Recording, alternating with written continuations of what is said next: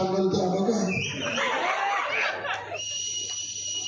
सुभद्रेचं पंचपक्वान सोडून श्रीकृष्णानं द्रौपदीची भाजी भाकरी खाल्ली होती. अरे द्या तुझं आपच्या दिशाची थाळी धुडकोल माझी जनता आणि आनंद पाटीलच्या झोपडीतली भाजी भाकरी खाऊ एवढं मी खात्रीने सांगतो. पैशा सांगोला तालुका विकत घेऊ नका, तुमचा घनघोर अपमान होईल. आणि लय मस्ती पैशाची आली नाही आमच्यात सत्ता, पण भाजरावं आमच्यातच आमचं मनगाठा एवढं देणार. पेटवून उठलं तर सरळ काहीच कुठं जाऊ का दबकवत आहे, मला दबकवत आहे. महाराष्ट्र मला घाबरतो आणि दुसरी कालची माकडं आले की मला दबकवतो. एक जण इथं लय अवघड आहे, दीपक आबाने बोलून घेऊ ना लय अवघड आहे, माझं लय अवघड आहे.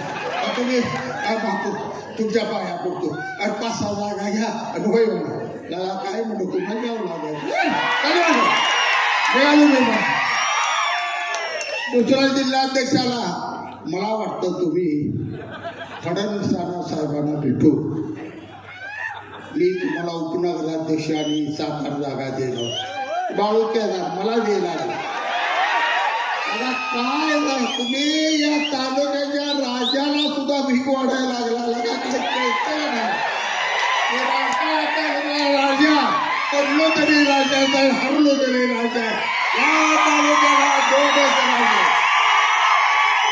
एक भाई गणपतरावजी देशमुख, एक शहाजी पाटील सोडून या तालुक्याला कोणी धपवायचं नाही. हे सांगतो आज तुम्हाला या ठिकाणी भाई गणपतरावजी देशमुखांच्या समाधीची पूजा करायचा अधिकार यांनी गमावलेला आहे. आता समाधीची पूजा करायचा आपला अधिकार आहे. आजपासून सांगतो तुम्हाला, निवडणूक जिंका, घरादारा जावा, लढाई जिंका आणि गुलालाची उधळण करत आनंदा मानवला सोपगिरणीच्या भाई गणपतराव देशमुखच्या समाधीवर घेऊन जाऊया आणि आबासाहेबांचा आशीर्वाद घेऊया. कारण आबासाहेबांचं आयुष्यात मिळवलं नातवानं सगळं घालवलं. पोपटराव देशमुख कसला बाळ जन्माला आणला, कुठला पाळणा यायला उठायला